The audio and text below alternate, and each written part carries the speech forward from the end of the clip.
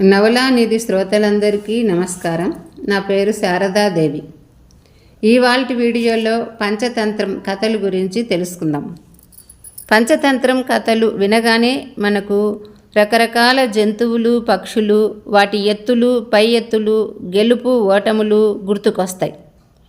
ప్రస్తుత పరిస్థితుల్లో ఇలాంటి కథలు, అందులోని నీతి నేటి యువతకు కూడా చాలా అవసరం. సుదర్శన మహారాజు గారికి మగపిల్లలున్నారు, కానీ వారికి లోకజ్ఞానం లేదు. వారికి సులభంగా విద్యాబుద్ధులు నేర్పి ఇంగిత జ్ఞానాన్ని ఇవ్వగల పండితునికై అన్వేషించిన రాజుగారికి తమ పాటలీపుత్ర నగరంలోనే విష్ణుశర్మ అనే ఉత్తమ బ్రాహ్మణుడు ఉన్నాడని తెలిసింది. ఆయనకు కబురు పెట్టాడు. తన పిల్లల సంగతి చెప్పాడు. వారికి తక్కువ కాలంలో లోకజ్ఞానం తెలిసేలా చేయమన్నాడు. విష్ణుశర్మ అలాగే అని ఆ బాలకుల్ని తీసుకొని వెళ్ళాడు. వారికి చిన్న చిన్న కథల ద్వారా లోకజ్ఞానాన్ని, రాజనీతిని బోధించాలి అని అనుకున్నాడు. వారు కూడా కథల పట్ల ఆసక్తి చూపారు. విష్ణుశర్మ చెప్పిన నీతి కథలు అన్నింటినీ కలిపి పంచతంత్రం అంటారు. పంచ అంటే 5 అని, తంత్రం అంటే ఉపాయం అని అర్థం. మనిషి కానీ, రాజు కానీ తన జీవితంలో ఎటువంటి సమస్యలు ఎదురైనా ఈ 5 రకాల ఉపాయాలతో గట్టెక్కించవచ్చునని విష్ణుశర్మ వారికి ఉపదేశించాడు.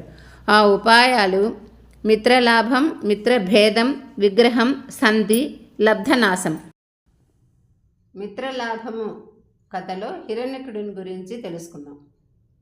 హిరణ్యకుడిని ఒక ఎలుక చాలా తెలివైనది, మంచిది. ఎటువంటి అవమానాన్ని భరించలేదు. తన వారు ఎవరికి ఏ ఆపద వచ్చినా వెంటనే సహాయం చేసే ఉపకార గుణం ఉన్న మంచి ఎలుక అది. ఒక నగరంలోని మఠంలో దాని కాపురం. అక్కడ సాధువులు ఎక్కువగా ఉండేవారు.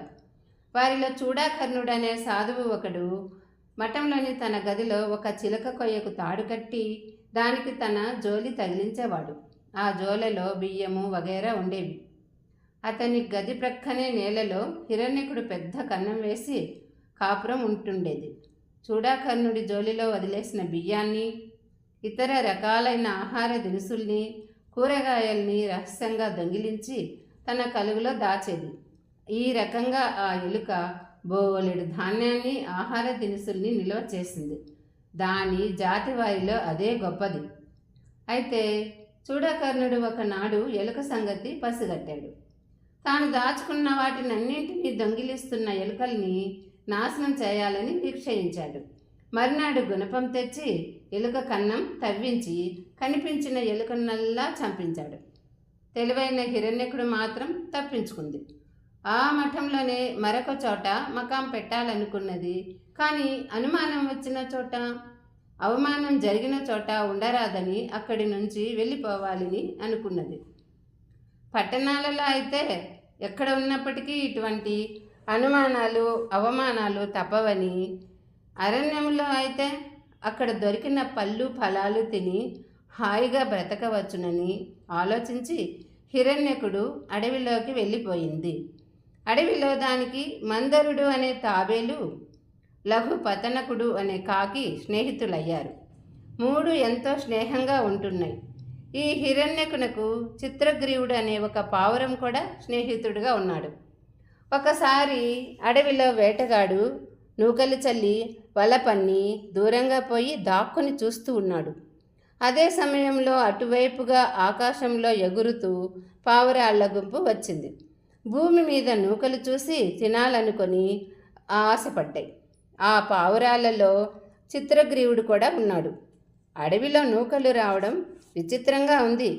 ఇది ఎవరో వేటగాని పన్నాగం, మనం దిగవద్దు అని చిత్రగ్రీవుడు అడ్డు చెప్పాడు. అయినా ఒక ముసలి పావురం మాటలు విని పావురాళ్ళు నేల మీద నూకల కోసం వాలగానే వాటి కాళ్ళు వలలో చిక్కుకున్నాయి.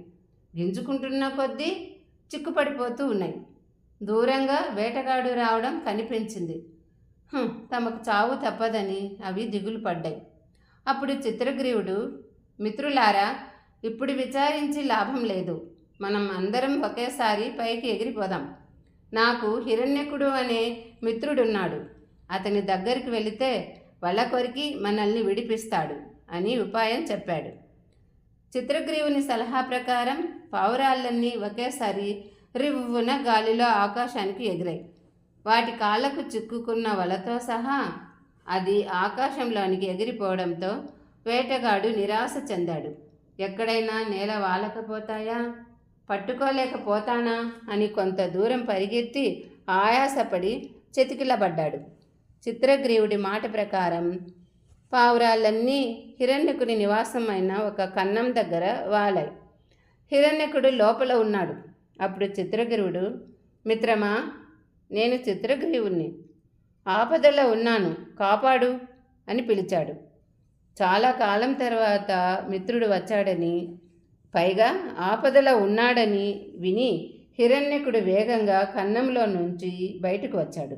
తీరా చూస్తే అక్కడ చిత్రగ్రీవునితో పాటు ఎన్నో పావురాళ్ళు వలలో చిక్కుకొని గిలగిలలాడుతూ ఉన్నాయి. సూక్ష్మగ్రాహి అయిన హిరణ్యకుడకు సంగతి అర్థమైంది. వెంటనే పదునైన తన పళ్ళతో ఆ వల త్రాళ్ళు కొరికాడు. చిక్కులు విప్పాడు. పావురాళ్ళు వల నుండి బయటపడ్డాయి. హిరణ్యకునకు కృతజ్ఞతలు చెప్పాయి. కొన్నాళ్ళు అతడి దగ్గరే ఉండి చిత్రగ్రీవునితో సహా పావురాళ్ళు ఎగిరిపోయాయి. ఈ కథలోని నీతి ఏమంటే, ఆపదల ఆదుకున్నవాడే మంచి స్నేహితుడు.